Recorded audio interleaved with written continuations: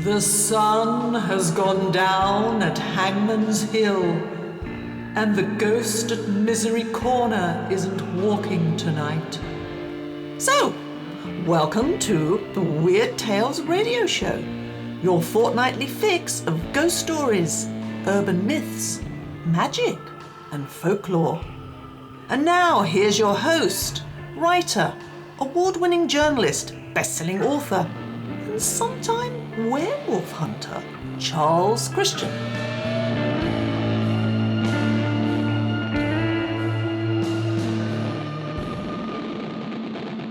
Hello and welcome to you in Paranormal Internet Radio and Podcast Land.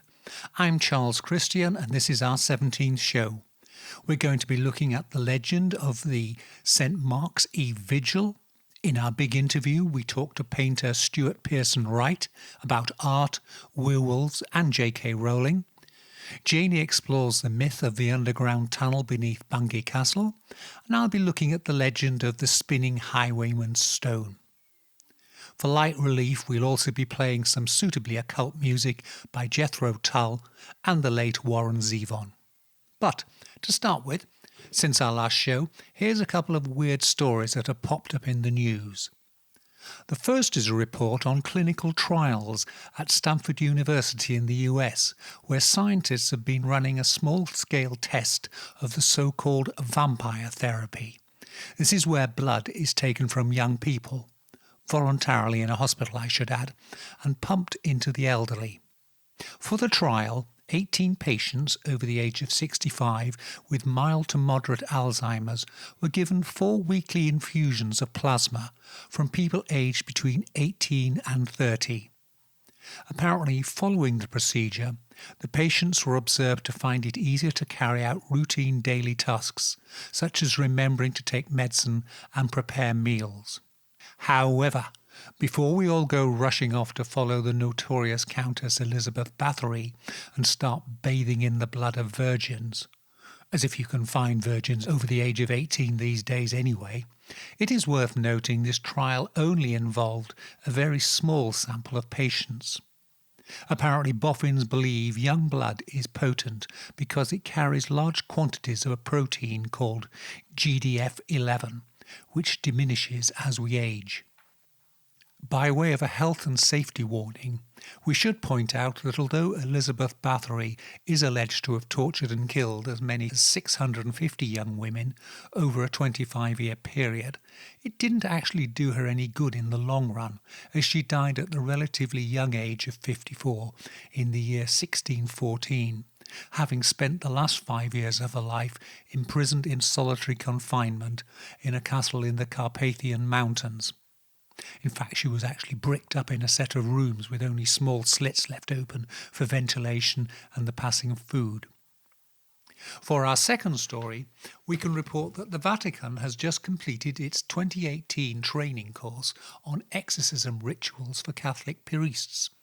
It's technically called Exorcism and the Prayer of Liberation, and stresses that priests must first ensure the possessed person is not merely suffering from some form of undiagnosed or misdiagnosed medical or psychiatric condition, such as epilepsy or schizophrenia, where treatment by medication or therapy would be more appropriate than exorcism.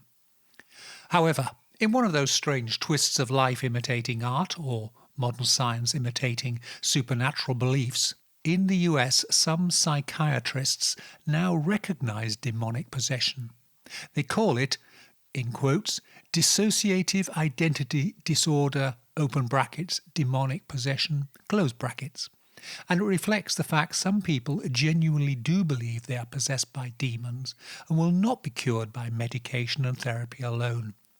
Instead, they are given therapy and medication and access to an exorcist. Anyway, enough from me. And now, here's Janie. Hi, yes, hello everyone. And as you know, Charles, as you've heard me hacking throughout the night, I'm currently suffering from a bad cough. So I've been trying all the usual remedies, inhaling, soothing drinks, etc. But I fear I'm just going to have to let nature take its course, which is horrible. And I even tried looking up some old folklore cures, but frankly, I'm disappointed. As after several hundred years of medical science, they still all just boil down to what we already know. Hot soothing drinks with lemon and honey. Anyway, I was intrigued by this one, which goes like this. Take the juice of horehound to be mixed with... No W in whore, it should be added. H-O-R-E, hound, folks. And you mix that with diapendidion. I don't know if I've pronounced that right.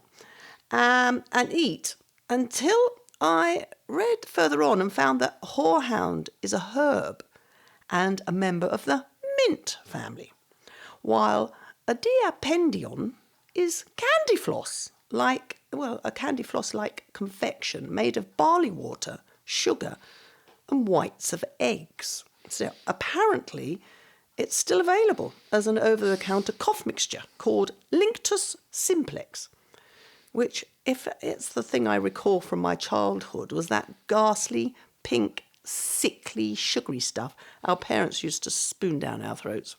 Gagging sound. Yes. And then there was a recipe suggesting that I should take the vinegar from a jar of pickled walnuts, beat in the white of an egg to a froth, and then add a tablespoonful of sugar. In other words, make a pickled walnut-flavoured meringue. I know. It goes on to say, drink this at bedtime and the cough will not trouble you during the night. And I imagine that's probably because you'll be too distracted by feeling nauseous. Maybe. Anyway, enough about me, because the big story this week is St. Mark's Eve, isn't it? The 25th of April. And something you have personal knowledge of, Charles. I do indeed. It's one of my first ghost hunting ventures when I was at Leeds University. And we camped out in the graveyard of the old St. Mark's Church in the city's Woodhouse area. Now, the folklore behind the vigil holds that if you sit in a churchyard or church porch between the hours of 11 p.m. and 1 a.m. on St. Mark's Eve, you will see the spirits, technically they'd be doppelgangers, of all the people who were due to die over the coming 12 months. The following passage in Chambers' Book of Days explains this in more detail in a section headed Traditions and Legends of St. Mark's Eve. In northern parts of England, it is still believed that if a person, on the eve of St. Mark's Day, watching the church porch from 11 at night till 1 in the morning, he will see the apparitions of all those who are to be buried in the churchyard during the ensuing year. There's even a little piece of verse to describe the vigil. "'Tis now," replied the village bell, "St. Mark's mysterious eve, and all that old traditions tell, I tremblingly believe, how when the midnight signal tolls along the churchyard green, a mournful train of sentenced souls in winding sheets are seen. The ghosts of all whom death shall doom within the coming year, in pale procession walk the gloom amid the silence drear." So, what happened at St. Mark's Church when you held your vigil in the early 1970s? Nothing. We saw no ghosts nor doppelgangers. There again, we did make the fairly fundamental schoolboy error of overlooking the fact the churchyard was no longer regularly used for burials, municipal cemeteries and crematoriums having replaced it. And the legend does suggest that the ghosts of all whom death shall doom, you see, are those who will be buried in that particular churchyard in the coming year, as distinct from all the people in that parish who might die in the coming year. There are tales of people holding the vigil and seeing themselves in the line of ghosts who death shall doom, although on a happier note, there is another version of the legend that holds that if you see a ghost come back out of the church again, that means the person will have become gravely ill in the following 12 months, but eventually recover to full health. There is incidentally another and far more cheerful piece of folklore associated with St. Mark's Eve. Namely, it was also the time when young maids would try to use divination to discover the identity of their true loves and husbands-to-be. Tell me more. Can I cough? Excuse me. One method was to place a line of hazelnut on the grate in front of an open fire, giving each the name of a prospective husband. If the nut jumped from the fire, then the love was meant to be. The verse ran, "If you love me, pop and fly. If you hate me, burn and die." Oh. Excuse me. Another way was to hang their smock before the fireplace and wait for the arrival of an apparition of the man you were due to marry to come in and turn it for you. Call me unromantic, but actually that just sounds like a very real fire risk. Okay, this is the rhyme. On St. Mark's Eve at 12 o'clock, the fair maid will watch her smock to find her husband in the dark by praying unto good St. Mark. And there was also a mention of young women visiting the Maiden Well near North Kelsey in Lincolnshire on St. Mark's Eve. This is a quote from them times. Girls coming to the spring with a view to divination must walk towards it backwards and go round it 3 times in the same manner. Each girl, meanwhile, wishing the wish that she may see her destined sweetheart. After the 3rd circle is complete, the inquirer must kneel down and gaze into the spring, in which she will see her lover looking up out of the depths. So history does not tell us how many of these girls walking backwards in circles found themselves falling in the water. Thanks, Janie. We'll talk to you again later in the show. You are listening to the Weird Tales Radio Show with Charles Christian on internet radio and podcast.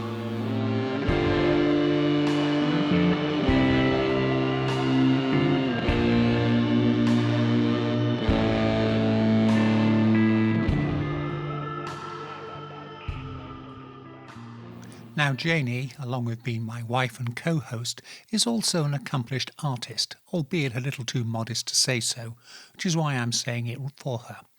Anyway, she recently spotted there was a talk being given at a local theatre by the well-known British artist Stuart Pearson Wright, who recently relocated from a studio in the East End of London to a castle in rural Suffolk, as you do. It was a fascinating talk, and in the course of it, Stuart mentioned that he had a thing about werewolves. Well, that was like a red rag to a bull or a garlic-smeared crucifix to a vampire, so we just had to go and interview him. And here is the result. So, Stuart, you say you've got a thing about werewolves, then? Yes, which started when I was about 10 years old, and I was visiting my elder brother, who I didn't know very well because he's 12 years older than me, and I didn't grow up with him. So I was staying at his house in Hackney, I think, in London, and he, for some reason, decided to show me An American Werewolf in London. I think I said I was 10, and we've always had a bit of a strange relationship. There's been a bit of tension in our relationship, and I have in retrospect wondered if he showed me this film specifically to terrorise me and cause lasting permanent psychological damage, because The way older brothers do. Yeah, the way older brothers do, because I mean, the irony is I only watched the first 10 minutes of the film, but that is arguably the scariest part of the film. So, yes, it did. I was terrified. It did have a very lasting effect. In fact, I think it was only about 4 or 5 nights ago I had what I would call one of my werewolf dreams. I periodically have a werewolf dream, and the werewolf is always a source of threat. And it was interesting, in this specific dream, the werewolf was a source of threat to my children. So I guess the werewolf represents all sorts of things to different people, but I guess to me it at least in part represents this idea of this untamable, wild thing that exists outside of the home that is there to threaten. And I remember having left in this dream my 2 children, one of whom is only 2 years old, at some place which I couldn't necessarily define. It was some sort of space where people left their children, like a kind of holiday club type setup. Yeah. Because it's a dream, it wasn't entirely clear what it was. But my daughter was there, and then I was walking with my wife in a sort of foresty countryside space outside when I saw a werewolf. And I remember in the dream space immediately thinking of my daughter and the threat to my daughter. And it was a very, very powerful dream. I can't exactly then remember what my wife and I did. We tried to get away from this werewolf, but the dominant feeling and thought and recollection from the dream was the feeling of, I have to get to my daughter and protect her from this thing. And I woke up then, as I often do with these dreams, and found myself in the middle of the night, and actually went into my daughter's room and just sort of checked on her and gave her a kiss and sort of tucked her in and really just reassured myself that she was okay. So it's interesting that watching that film has created this sort of permanent little dent or splash of paint on my psyche that has persisted ever since. And so just to backtrack a bit, I graduated from art school in 1999, and I started painting people's portraits. Yes. And they became quite popular, shall we say. They seemed to generate their own demand, and I ended up, to an extent, being a victim of my own success. I just started, I had to just keep painting lots and lots of people's portraits. And it lasted about 8 or 9 years, just continuously painting dozens and dozens of portraits, largely of people's kids, but, you know, all sorts of people from all walks of life, academics, business people, bankers, whoever really came to ask. The culmination of this period of time was being sent to Mumbai in India by Lord's cricket ground to paint 4 very well-known Indian cricket players. And it was a big project. There were 3 very large paintings and a big drawing as well. And it was a project that took several months. And whilst it was an interesting project, and it was certainly great to work overseas, I was left with a feeling that I'd really just about had enough of painting people's portraits. Yeah. And I felt a strong urge to have a kind of sabbatical of some kind and just move away from painting people who had commissioned me to paint them. And so I began to think about a period of time where I wanted to work on a large picture as well, something ambitious. And I was sort of flailing around with different lines of thought around that time, trying to work out what to do, when I had an exhibition of portraits of drawings of actors called Most People Are Other People. And it was at the University Art Gallery at the University of Aberystwyth in West Wales. So I went down to Aberystwyth for the opening of that exhibition, and I I fell in love with a waitress who was working in one of the restaurants in the town. And so that was a bit perplexing because I was living in London at the time. And so I fell upon a scheme where I persuaded the Aberystwyth Art School to give me a kind of informal residency. And it was during the summer holidays. So they gave me a workspace, a studio, and I sort of temporarily moved down to Aberystwyth and rented a cottage there.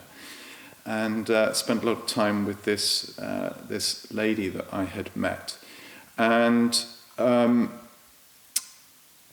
I started again to think about werewolves. It was partly the landscape that brought that to mind. Yeah. I mean, it's ironic that since my brother showed me an American werewolf in London and it caused so much damage, in inverted commas, it has actually become one of my all-time favourite films, and I've watched it countless numbers of times since. You've got past the first 10 minutes now. Yes, I have now. And friends and I often quote the sequences from the film, particularly the glorious scene in the pub, the slaughtered lamb, at the beginning. And I find whenever I'm in any space that in any way resembles that part of Yorkshire, that I don't know if it was filmed in Yorkshire, but I'm often brought to thinking about that sequence in the film and where the werewolf first strikes and appears. And the landscape around Aberystwyth is absolutely glorious. It's a sort of impossibly green, sort of fecund space, and full of sheep, inevitably. And there's a very big population of red kites in that area. And the red kites are quite fearsome predators. They often take out lambs, and it's a strangely compelling and yet very sad scene to come across. But it happens quite often in that area. One sees dead lambs, and they have had their eyeballs ripped out by these birds of prey, and also their viscera, all the soft bits. Yeah. And it's a pretty gory scene, but in an impossibly sort of bucolic setting, surrounded by daffodils and greenness and beauty everywhere. And it's for me, a very, very interesting juxtaposition. The sort of the beauty of nature and the sort of the impartiality of nature. And I started thinking about werewolves, and the lady who I had met, who I was spending time with in that part of Wales, became a kind of muse. And I hit upon the idea of a painting of a woman who had been innocently bathing in a lake in a forest. Yes. By a full moon, by herself. Arguably an ill-advised thing to do. The best of times, yes. However, still she is taken by surprise by a very sexually aroused werewolf who has spotted her paddling and springs out from behind a tree.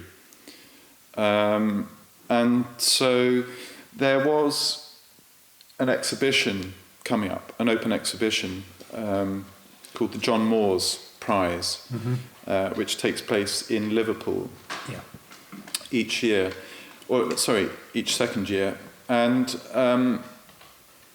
I realised that I had about 6 weeks until this exhibition deadline passed. So I returned to London to my studio because I needed more space, and I set to work on this canvas, which was I think it's about 3.5 meters by about 2 meters. I'd already made, incidentally, a lithograph of this scene. Yeah. So I had my composition worked out. I made the lithograph whilst at the university in Aberystwyth. So I set about making this painting, and it was a real sort of near impossible challenge. I worked out, in the end, I had 5 weeks to make this painting, and it was huge. And my style is fairly painstakingly naturalistic and detailed. And it meant having to work ridiculous hours. I think some days I worked for 20 hours and slept for 3 and squeezed eating and everything else into the other 1 hour. Yeah. So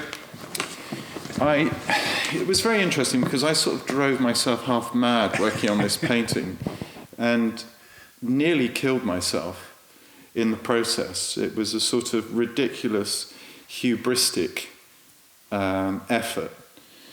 Of course, I didn't have children in those days, so I wasn't being woken up at ridiculous hours and having to be a father and do all those other things which prevent working these kind of ridiculous hours. So I did it, and fortunately the painting got into the exhibition because it would have been a real bummer if it hadn't. Yes. After all that effort. So the painting was exhibited as part of this exhibition, and I was actually contacted by a gallery as well called Riflemaker, who are based in Soho in London, as a result of having seen this painting. And they asked me to have an exhibition. So it was quite a key painting in my career, I guess, because I think if I hadn't stopped making portraits at that point and decided to take some time out to do something different, I possibly wouldn't have started going down the route of working with a gallery and putting on exhibitions, which is ultimately what I wanted to do. I still make portraits, but I now make exhibitions as well as portraits. You know, it's a combination of the two. You're listening to the Weird Tales radio show with Charles Christian, part of the Paranormal UK radio network. Lots of people would suggest that the art world is now in a kind of free fall, and lots of galleries are closing, and I think it's a difficult time to be an artist, and it's probably a very difficult time to be a gallerist, and a short Larry Gagosian. So yes, it was an important painting for me. Sort of redirected my career and enabled me to explore the theme of the werewolf. Of course, it gave me a great excuse to be able to buy lots and lots of werewolf films on DVD and put those through as a business expense. Yes, research, yes. Yeah, entirely legally, and so that was a great thing. I've now got quite a big collection of werewolf films, and I can advise listeners to avoid Howling 3, The Marsupials. My personal favourites are An American Werewolf in London. Howling 1 and 2, I think, are both very good.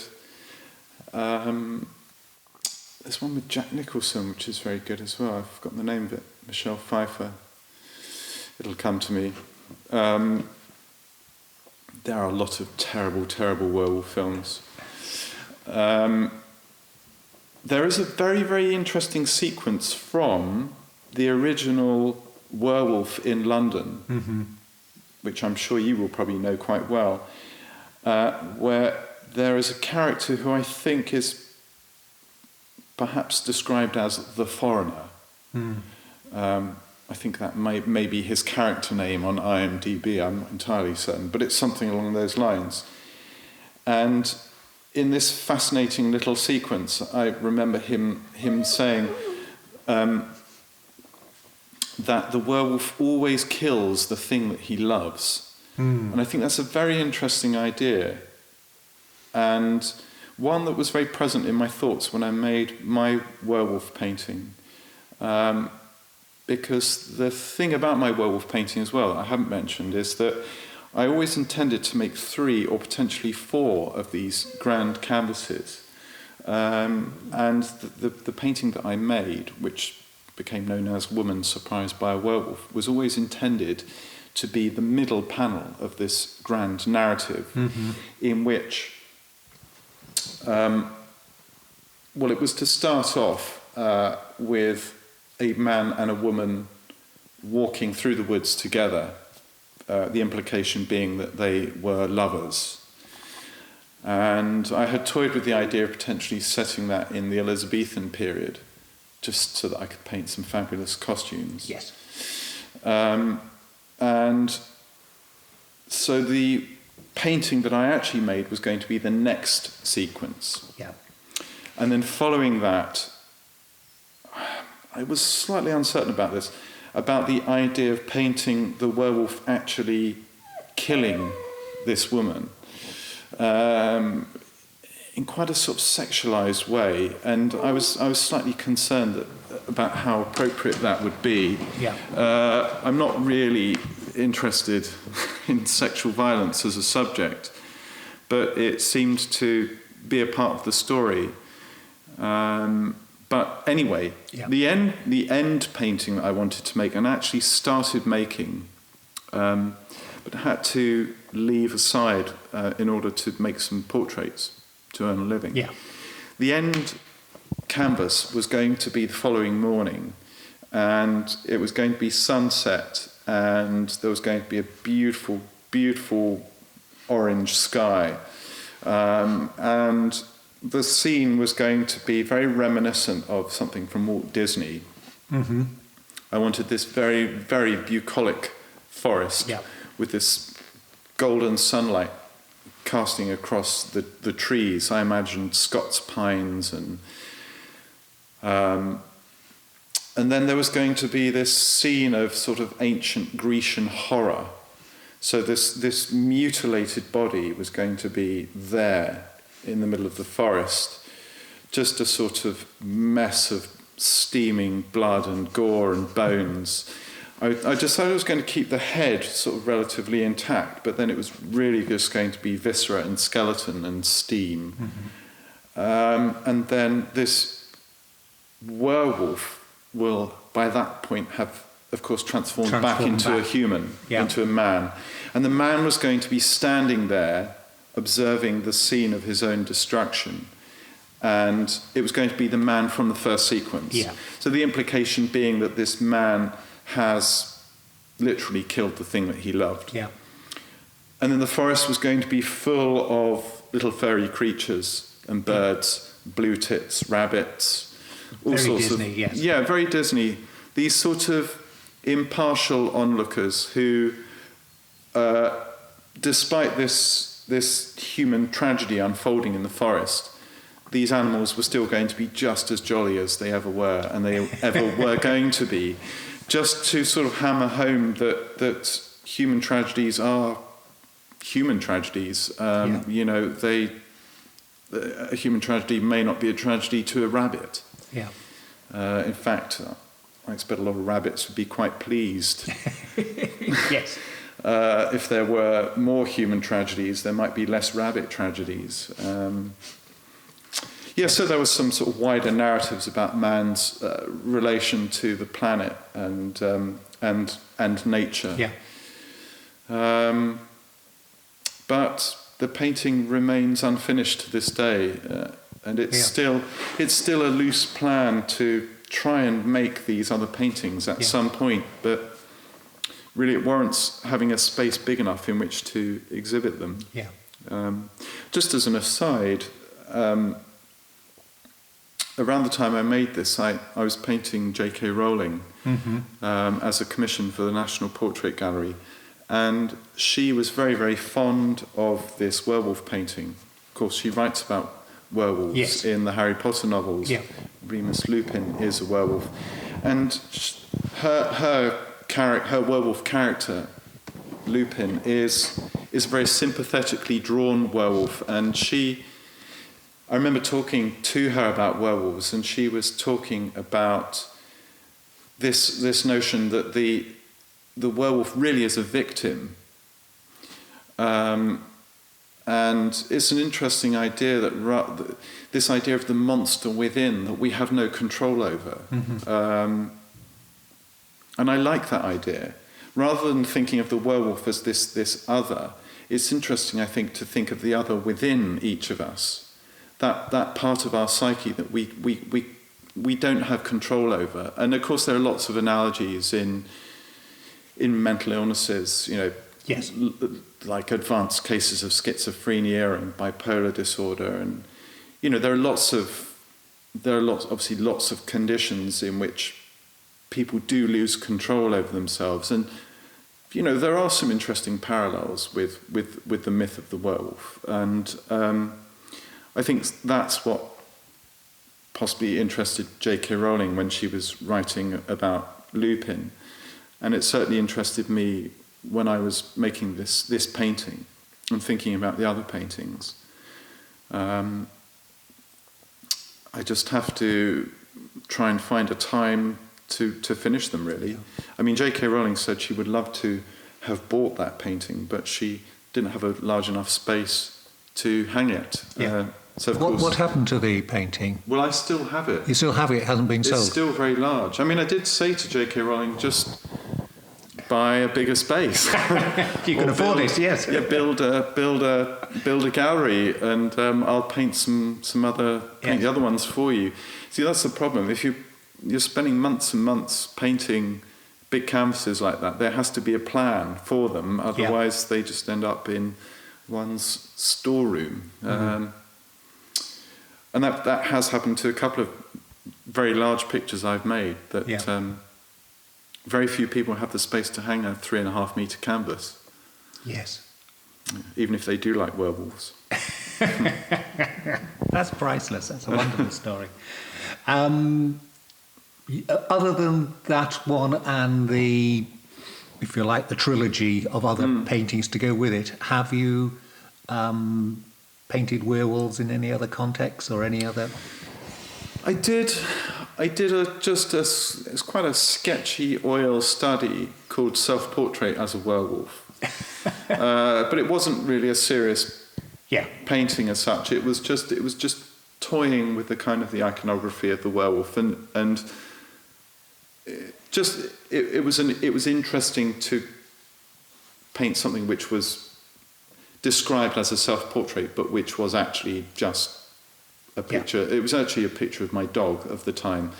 I had this deerhound called Ethel, who was the model for my werewolf. And so I really just painted Ethel as me. It was a sort of hybrid between Ethel and myself. Actually, no, now I think of it, I did paint another little picture.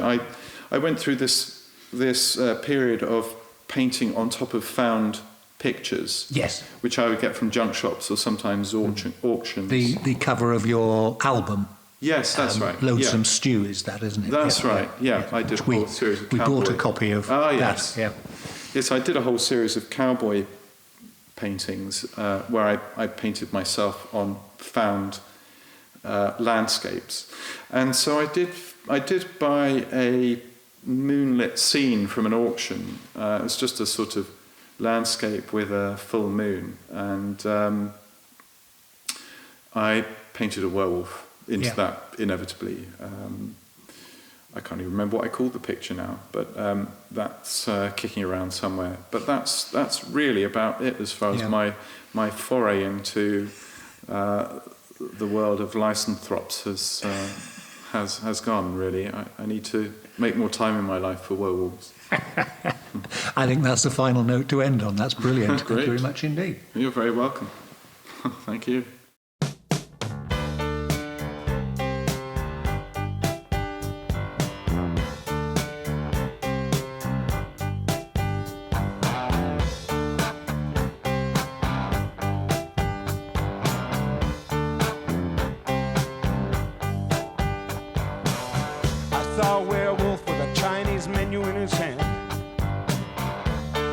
through the streets of Soho in the rain.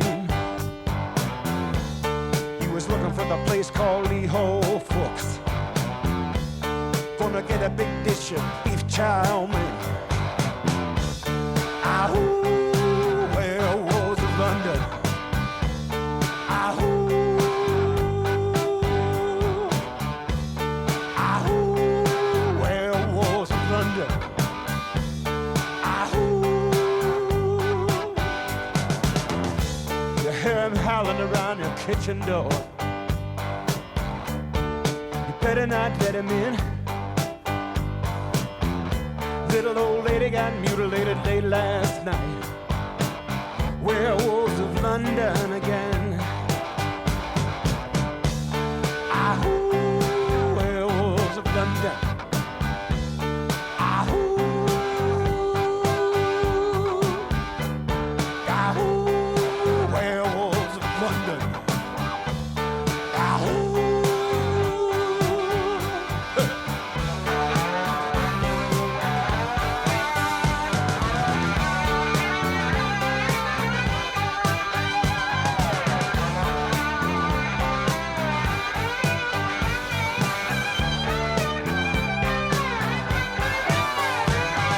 The hairy-handed gent who ran amok in Kent.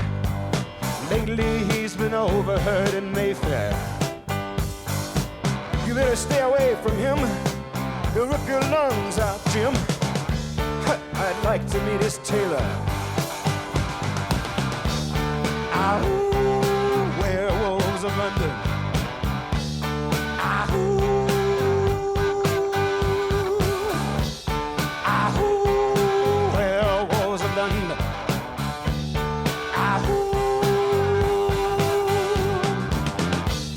I saw Lon Chaney walking with the Queen, doing the werewolves of London. I saw Lon Chaney Jr. walking with the Queen, doing the werewolves of London.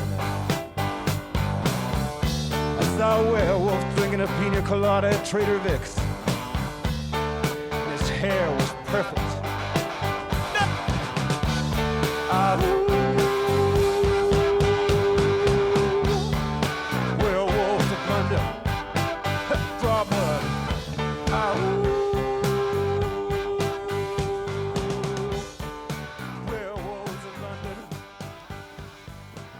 What better track to end on than Warren Zevon's classic from 1978? The interview, incidentally, was conducted in the cavernous room that is Stuart's studio at Mettingham Castle in Suffolk, and the whimpering sound you may have heard was Stuart's pet whippet. You can find out more about Stuart and his work on his website at stuartpearsonwright.com. That's Stuart, S-T-U-A-R-T, Pearson, P-E-A-R-S-O-N, Wright, W-R-I-G-H-T, no gaps or dashes, .com. Stuart also has 2 exhibitions of his work coming up later this year. The first is called Half Boy and is at the Hyom Gallery at Downing College, Cambridge, and runs from the 18th of November through till the 19th of February 2019, and then it also repeats at the School of Art Gallery, University of Aberystwyth, from the 7th of October 2019 through to the 22nd of November. The second exhibition is a collection of portraits of Elvis tribute acts and will be at the Fairhurst Gallery in Norwich at the end of 2018. Date still to be confirmed.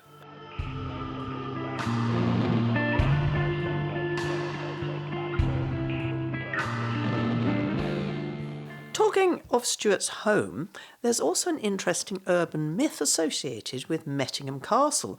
It suggests there's a secret tunnel linking it to nearby Bungay Castle.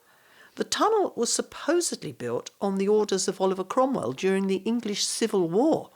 And was there a tunnel? No. Apart from the fact it would have been a prodigious piece of engineering for the mid-17th century, by the time of the Civil War, both Bungay Castle and Mettingham Castle had been abandoned and were in ruins and were of no strategic value to anyone, so it would have also been a fairly pointless task. But there is actually an explanation as to how the legend of the tunnel arose. See, back in the late 12th century, when an army belonging to King Henry II was besieging Bungay Castle, its owner, Baron Hugh Bigod, the Earl of Norfolk, had rebelled against the king. The king's army began digging a tunnel in an attempt to undermine the castle walls. And you can still see traces of that tunnel today. Precisely. But there's more.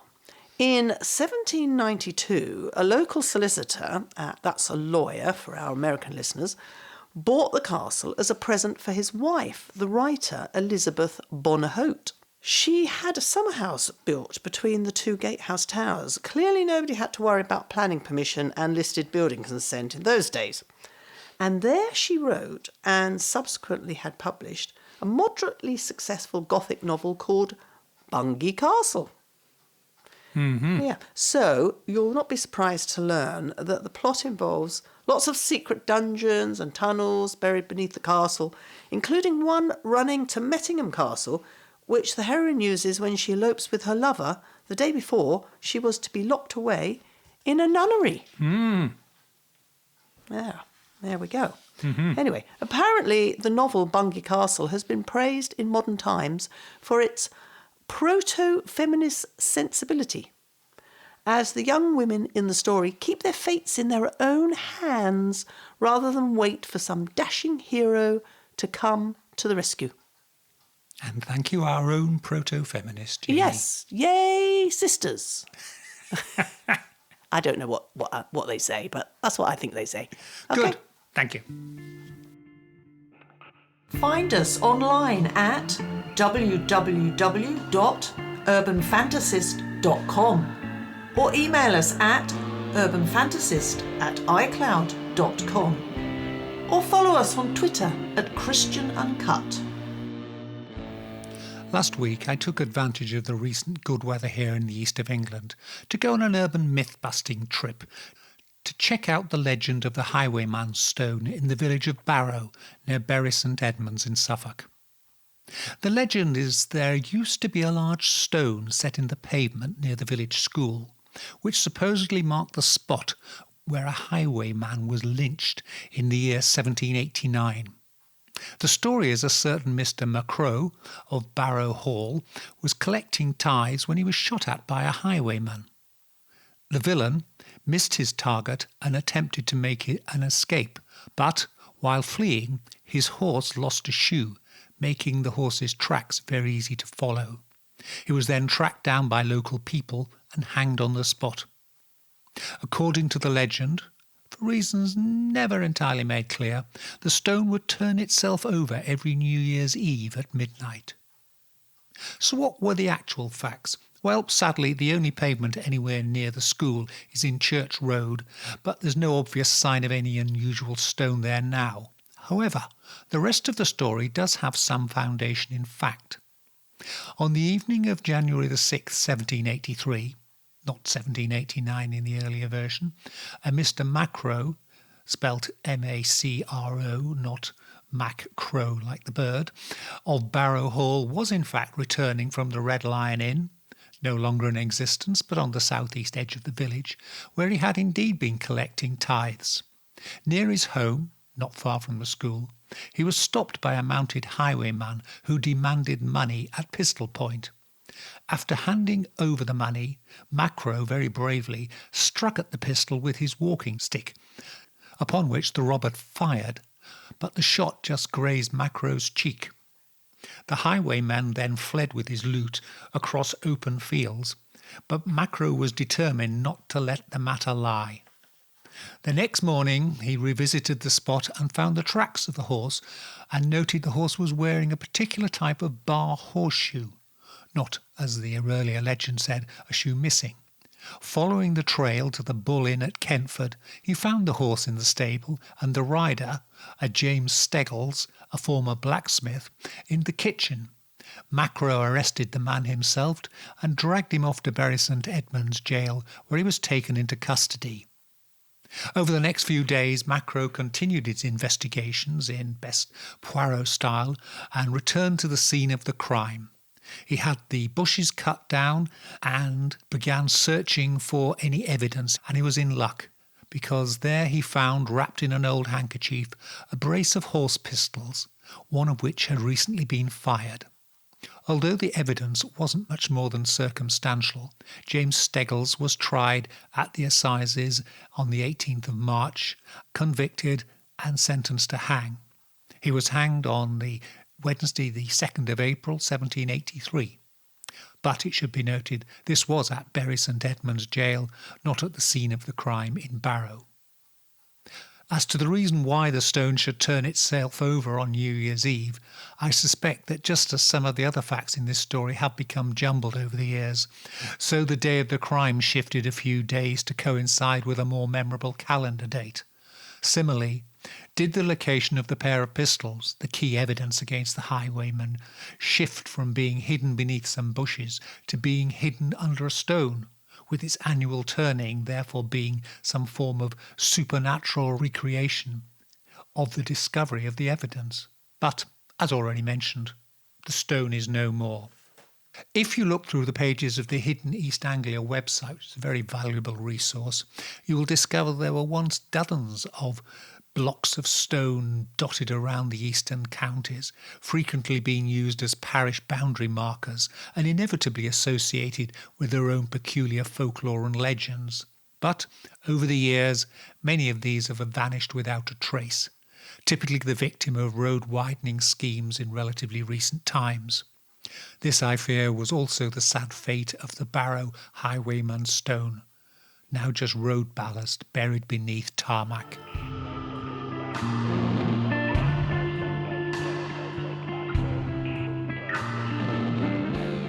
Almost time for us to go, but before we do, time for one final story. Veteran British rocker Ian Anderson and his band Jethro Tull this month, April, kicked off the European arm of their 50th anniversary world tour. They've already played some dates in the UK. At the time of recording this show, they are in Russia, and then in June they hit North America. You can find full details on the jethrotull.com website.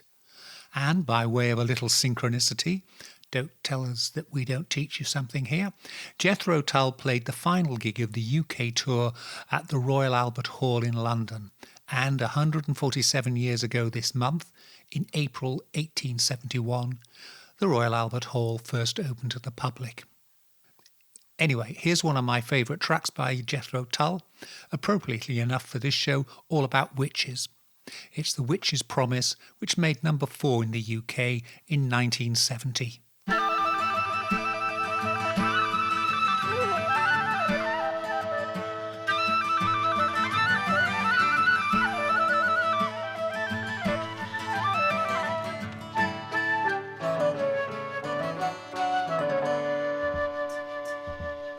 Lend me your ear while I call you a fool.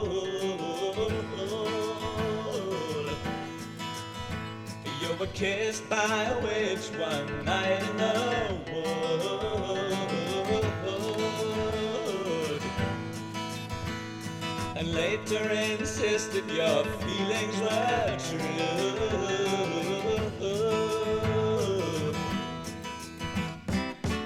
The witch's promise was coming, believing he listened while laughing you flew.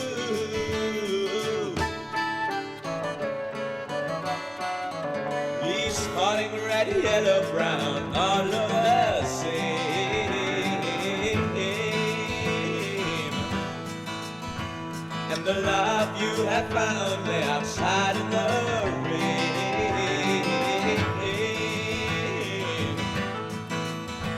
Washed clean by the water, but nursing his pain.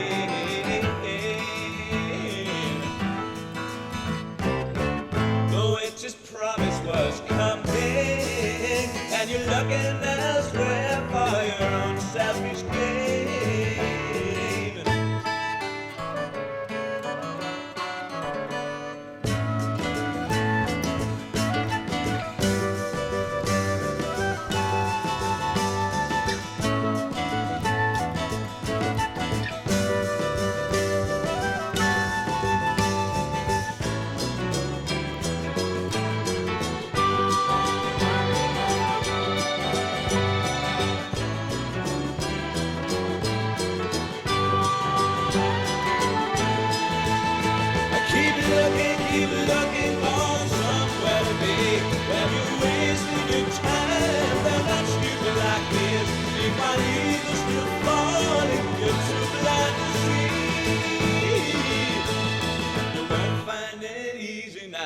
it's only fair.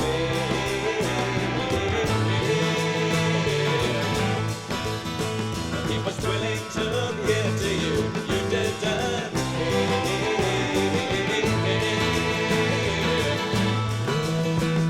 You're waiting for more, but you've already had your share. Oh, it's just promises turning, so don't you wait up for him, he's going to be late.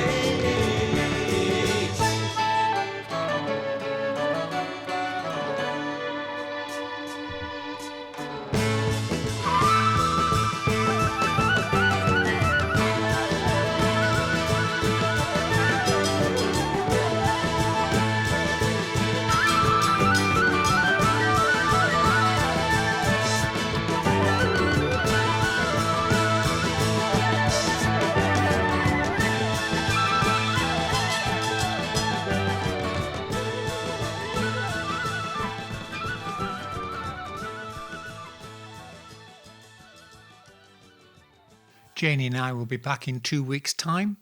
Till then, some final words from the late writer and commentator Quentin Crisp. If Vincent Price co-starred with Miss Betty Davis in a movie based on a story by Edgar Allan Poe and directed by Roger Corman, it could not fully express the pent-up violence and depravity of a single day in the life of the average family. Sounds like my childhood. Good night. Black Shuck, the demon dog of East Anglia, is baying at the moon. Which means it's time for us to go.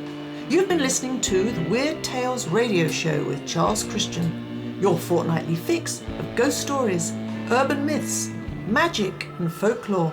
Find us online at www.urbanfantasist.com or email us at urbanfantasist@icloud.com or follow us on Twitter at Christian Uncut.